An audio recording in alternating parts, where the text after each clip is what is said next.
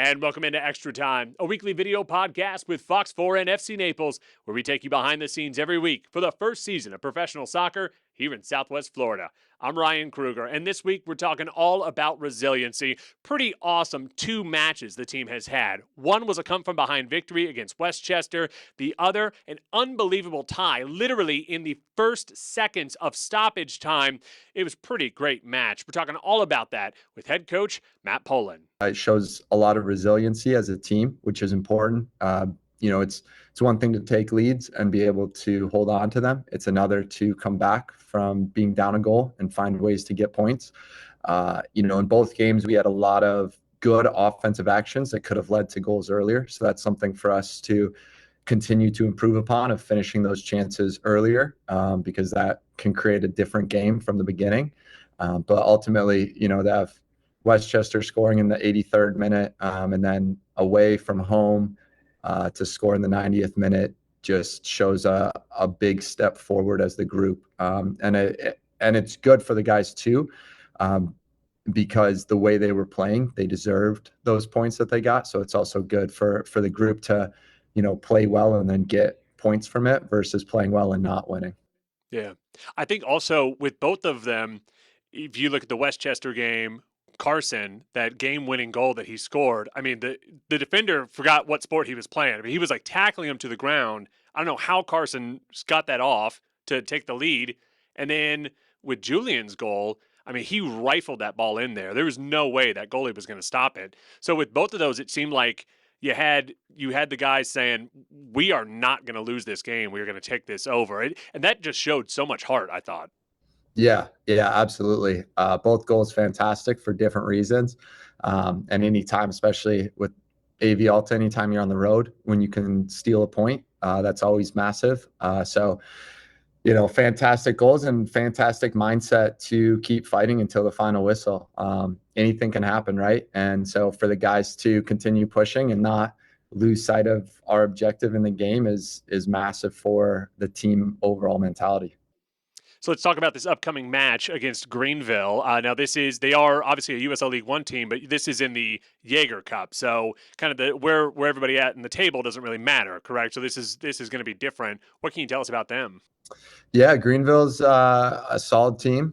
We tied them earlier in the season when we played them. They're very tough defensively. They have a core group that's been together for, some of them been on the team for, I think, 5 years as a group. So they know each other very well. They know what they want to do, how they want to play. It's a Jaeger game. Unfortunately for us, we can't exit our group. We're eliminated from that. So this gives us an opportunity to have some different players play and show themselves and get opportunities as well, which is always good to keep everybody getting minutes and staying fit throughout the year. And and the good thing about that is that it's okay. So the Jaeger Cup, you kind of know where you're at there. This doesn't impact the standings and the table. It kind of goes on, so you can have guys come in. Oh, hey, maybe we can use this guy later on in the season somewhere else. Absolutely. One of the most important things in any sport is making sure the guys behind the starter are staying fresh and staying ready and fighting for that starting spot, right? You want that competition, but you also want them staying match fit. You want them in games because it's a different type of pressure than training. And so anytime you have an opportunity in the season to continue to get guys minutes, you never know when they're going to be called upon. Injuries happen, suspensions happen. And so keeping the rotation of players active in game day is beneficial as we build into the second half of the season. And after we get past this match against Greenville in the Jaeger Cup, the month of August, you guys have been on the road quite a bit these last couple of months. The month of August, I believe you have 3 home matches. So you're at the second half of the season now. You kind of got some home matches here. Is that kind of make you feeling a little bit better as far as the way the schedule is looking right now? Yeah, every team has to travel, but obviously we've had some long trips.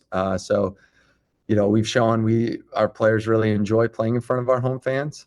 They really enjoy getting to perform for the home team and represent the crest at home. So I know the guys are looking forward to getting those matches in August at home again. Mm-hmm. And then I want to ask about this, not to put you on the spot, but I know that you do kind of track this. When you watch these matches, especially the last two, right? Avialta and Westchester, because it came down to the final seconds of the game.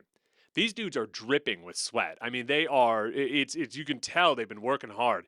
Any idea that what kind of calorie burning we're talking about here at the end of a match with some of these guys?